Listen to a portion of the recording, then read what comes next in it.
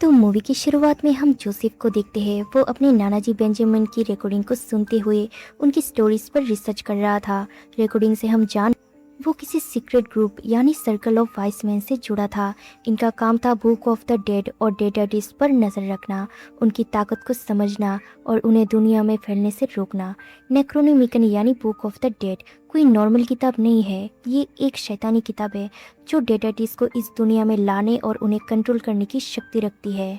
Benjamin अपनी recording में बताता है कि हजारों साल पहले कुछ शैतानी मंत्रों की वजह से नरक के दरवाजे खुल गए थे, जो कि वही 4 खतरनाक शब्द जिससे कैंडेरियन डीमन आता है। उन दरवाजों से बहुत ही खतरनाक ताकत इस दुनिया में आ गए थे, जो कि था कैंडेरियन डीमन। ये डीमन इंसानों के शरीर पर कब्जा करता है और उन्हें डेटाबेस में बदल देता है। इन लोगों का दिमाग इतना तेज होता था, किसी भी इंसान के अंदर कब्जा करके सारी बात जान लेता था और ये बात बाकी डेटाबेस को भी पता चल जाता था। मतलब इन लोगों का दिमाग आपस में ही कनेक्टेड था। रिसर्च के दौरान बेंजामिन को कैंडेरियन डेगर मिला, जो डेटाबेस के खिलाफ इस्तेमाल होने वाला एक प्राचीन हथियार था। बेंजामिन ने अपनी सारी रिसर्च और इस डेगर को छुपा के रखा था ताकि किसी गलत लोगों के हाथ न लग जाए। वो उस डेगर को मंत्र से बांध रखा था और एक चेतावनी भी देता है, कोई भी इस डेगर को कभी जगह से बाहर मत निकाल। अगर डेटाबेस को इस डेगर की मौजूदगी का पता चल गया तो वो इसे हासिल करने के लिए ज़रूर आएगा और डेटाबेस को पूरी तरह मारना आसान नहीं है। अगर एक डेटाबेस का शरीर नष्ट भी हो जाए तो उसकी शैतानी शक्ति दूसरे इंसान के शरीर में जा सकती है। उनकी रिसर्च का मकसद दुनिया को बचाना था। बेंजामिन ने अपनी सारी जानकारी इसलिए रिकॉर्ड की थी ताकि अगर फ्यूचर में एविल वापस आया तो उसका परिवार उसे रोक सके। लेकिन तब तक जोसेफ उस डेगर को बाहर निकल चुका होता है। अब आगे जोसेफ के फैमिली के साथ क्या होने वाला है वो थोड़ी देर बाद पता चल ही जाएगा। अब सीन शिफ्ट होता है शांसी लेक पर, जो कि एविल डेड राइस वाले ही लेक है। यानी कि कहानी ठीक वहीं से शुरू होती है जहाँ पर एविल डेड राइस खत्म हुई थी। इसी जगह पर जेसिका अपनी कजन टेरेसा और बॉयफ्रेंड केल के साथ आई थी वेकेशन पर। खैर, अब यहीं पर हम दो दोस्तों को देखते हैं जिनका नाम लियो और जॉर्ड होता है। तभी लियो की गर्लफ्रेंड का बार बार कॉल आ रहा था। वो उसका कॉल उठाता है और उससे बात करते हुए जंगल की तरफ जाने लगता है। सब कुछ नॉर्मल लग रहा था, तभी जॉर्ड की हुक पर तेज खिंचाव महसूस होता है। उसे लग रहा था जैसे कि बड़ा मछली है। जैसे ही वो उसे ऊपर खींचता है तो वो देखता है एक कटा हुआ सर, जिसे देखकर जॉर्ड बहुत ज्यादा डर जाता है और वो लियो को बुलाने लगता है। तभी पीछे से फिशिंग के जो धागा होता है उसे बांध के पानी के अंदर खींच लेता है। तब तक लियो वहां पर आ जाता है। वो जॉर्ड को बचाने के लिए अपना बोट लेके जॉर्ड के पास जाता है और उसे पानी से निकालने की कोशिश करते करते उसे बाहर निकाल ही लेता है। थोड़ी देर बाद में वो देखता है जॉर्ड का आधा हिस्सा ही बाहर आया। ये देख के लियो उल्टी करने लगता है। तभी अचानक बोट पलट जाती है। फिर उसका सामना होता है जेसिका से। ये वही जेसिका है जो पहले एविल डेड राइस में डेटाबेस बन चुकी थी। थोड़ी ही देर में लियो को महसूस होता है पानी बिल्कुल गर्म हो चुका था। वो कैसे भी करके किनारे तक पहुंचता है। लियो का बॉडी बिल्कुल जल चुका था और इसके बगल से जेसिका गुजरती है अपने दूसरे शिकार की तलाश में। वो जाके रोड के पास खड़ी हो जाती है और एक गाड़ी आके उसे टक्कर मारती है। सीन कट होते ही हम जेसफ को देखते हैं पब में पार्टी करते हुए। आज उसका बर्थडे होता है। वहाँ पर उसका भाई विल और उसकी भाभी एलिस और उसका गर्लफ्रेंड थिया होते हैं। सब लोग उसे गिफ्ट देते हैं। इसी बीच एलिस जेसफ को गिफ्ट देते हुए उसे किस करती है। ये चीज़ थिया को अजीब लगता है, लेकिन एलिस के लिए ये नॉर्मल था। थोड़ी देर बाद हम देखते हैं एलिस सिगरेट पी रही थी। ये देख के विल को गुस्सा आता है। वो उसे मना करने के बावजूद भी स्मोकिंग करती है। दरअसल विल को बच्चा चाहिए था, इसलिए वो एलिस को मना करता था स्मोकिंग करने से। इस बात को लेके फिर से इन दोनों में झगड़ा हो जाता है। एलिस उसे गुस्से में कहती है। इससे वो गुस्सा होकर अपना कार लेके चला जाता। हालांकि जोसेफ ने उसे रोकने की कोशिश भी किया था। विल अपना कार को इतना तेजी से चला रहा था कि वो सड़क में खड़ी जेसिका के ऊपर ही टक्कर मारता है। लेकिन विल अपना जान बचाने की कोशिश करता है और उसके सामने जेसिका का कटा हुआ सर बोलती है, तुम्हें ढूंढ लिया, तुम अपने फैमिली तक ले चलो। ये कहकर कार से बाहर निकल जाती है और कुछ अजीब भाषाओं में कुछ बोलने लगती है और अगले ही पल उसका कार आग के चपेट में आ जाता है। कुछ समय बाद पूरा प्राइस परिवार विल के फ्यूनरल में इकट्ठा होते हैं। घर का माहौल पहले से ही तनाव से भरा होता है। विल की मॉम सुजन एलिस को ही बेटे की मौत का जिम्मेदार मानती है। इसी बीच विल का डैड एडगर अपने बेटे को आखिरी बार देखने के लिए अकेले कॉफिन के पास जाते हैं, लेकिन कॉफिन के अंदर कुछ आवाज़ आती है। इससे एडगर को लगा उसका बेटा जिंदा है। वो उस कॉफिन को तोड़ देता है। तभी कॉफिन से विल बाहर निकलता है और एडगर के हाथ को पकड़ लेता और वहाँ के जो एम्प्लॉय थे उसे भी मार देता है। सीन कट होते ही हम देखते हैं विल के फ्यूनरल के बाद परिवार वापस लेक हाउस लौट आता है। सभी सोचते हैं कि शायद समय के साथ सब ठीक हो जाएगा, लेकिन असली डर अब शुरू होता है। धीरे धीरे एडगर का बर्ताव पूरी तरह बदलने लगता है। रात को पूरा परिवार डिनर के लिए बैठे होते हैं, तभी अचानक उनके घर का डॉग मैक्स एडगर की तरफ देखते हुए भौंकने लगता है। उसे भी लग चुका था ये एडगर नहीं है। एडगर गुस्से में टेबल से एक फोक उठा लेता है और मैक्स के ऊपर हमला कर देता है, जिससे मैक्स की मौत हो जाती है।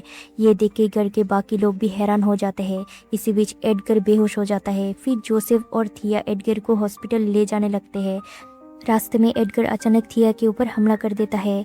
जोसेफ अपने डैड को रोकने की कोशिश करता है, लेकिन रोक नहीं पाता।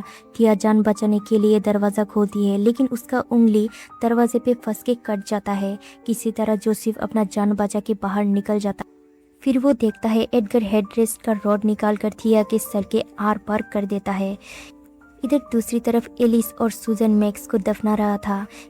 इसके बाद एलिस स्टोर रूम में सामान रखने जाती है, जहाँ पर उसे वही शैतानी किताब मिलती है जिसके कुछ शब्द पढ़ने लगती है। मतलब वो अनजाने में नरक के डीमंस को आमंत्रण कर दिया। तभी अचानक मैक्स आके उस पर हमला करते हैं, लेकिन एलिस खंजर से उस पर हमला करती है। मतलब अब एडगर के साथ साथ मैक्स भी एक डेटाटिस्ट बन चुका था। थोड़ी देर बाद जोसेफ घर आता है। वो अपने मॉम को कहता है शायद डैड ने थिया को मार दिया। तभी उनकी दरवाजे पर थिया नॉक करती है। तभी जोसेफ का नानी पोली, जो कि दिमागी मरीज है, वो दरवाज़ा खोल दी। फिर थिया को ऐसी हालत में देखकर सब लोग डर जाते हैं। उसकी सर में अभी भी रॉड घुसी हुई थी। वो सबके सामने उस गर्म वैक्स को पी जाती है और अचानक सुजन के ऊपर हमला कर देती है। वो लोग किसी तरह थिया से बच के घर से भागने ही वाला था। तभी वो लोग एडगर को देखता है। उसके साथ उसका डॉग मैक्स होता है। वो जोसेफ की तरफ देखते हुए कहता है मुझे तू चाहिए था, विल नहीं।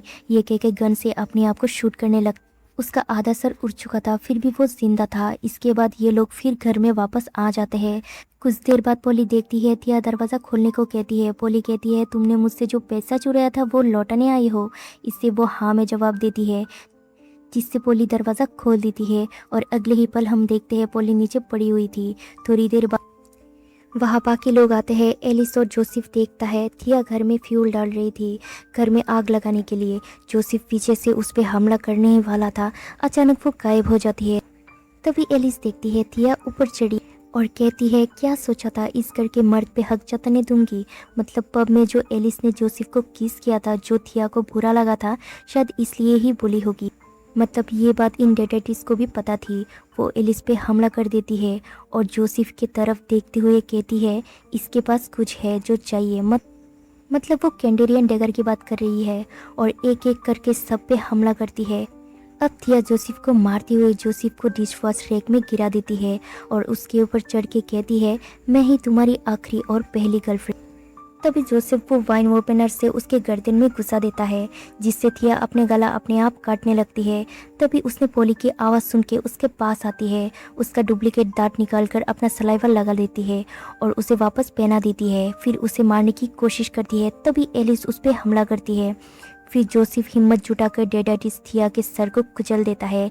इधर दूसरी तरफ पोली सुजन को खड़ा होकर बुलाती है, लेकिन पोली तो चल नहीं सकती थी और उसका एक टांग भी नहीं था। शायद अब पोली भी डेडाटिस बन चुकी है। वो सुजन को गले लगाती है। तभी खिड़की से एडगर आता है। वो सुजन को किस करता है। इसके बाद वो जोसेफ के पास आके कहती है वो हमारा दुश्मन नहीं है, बस उन्हें वो हथियार वापस दे दो।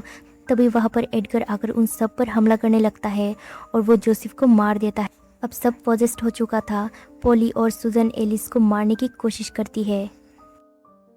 एलिस पोली की आंख में कांच घुसा देती है और सुजन को रोटरी सॉस से काट देती है। फिर वो एटीक में जाकर उस डेगर को ढूंढने लगती है। तभी वहां पर डैड जोसेफ आता है। वो उस पे एक के बाद एक चाकू से स्टेप करती है। वो बोल रहा होता है, गलत खंजर है, तू बेकार कोशिश कर रही है। और लास्ट में उसे वो डेगर मिल जाता है। जैसे ही वो उस पे हमला करती है, जोसेफ के बॉडी से वो डीमन निकल जाता है। तभी वहां पर सुजन आती है, मतलब वो अभी भी जिंदा थी। एलिस किसी तरह रूफ से बाहर निकलकर सुजन और एडगर को रोटरी सॉस से मार देती है। साथ ही उसका डॉग मैक्स को भी डेगर से मार देती है। फिर वो पूरे घर में आग लगा देती है। तभी वहां पर विल आता है। विल भी शायद कॉफिन से बाहर आ गया होगा। एलिस यहाँ से भागने लगती है। वो पास में ही जाती है जहाँ कंस्ट्रक्शन का काम हो रहा था। जैसे ही वो हेल्पलाइन में कॉल करती है, वहाँ वही गाना बजता है जो गाना विल और एलिस की शादी में बजा था। फिर विल एलिस को गड्ढे में गिरा देता है जहाँ उसके चारों तरफ तारकोल होता है। एलिस कैसी भी करके ऊपर से रोटरी सॉस को निकाल लेती है।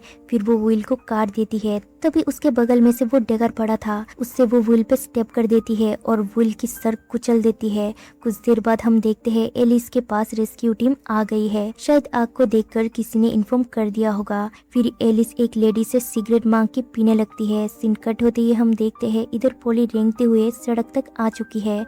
उसकी मदद करने के लिए एक लड़की आती है, लेकिन पोली इस पे हमला कर देती है। और इसी के साथ इस मूवी का एंड हो जाता है।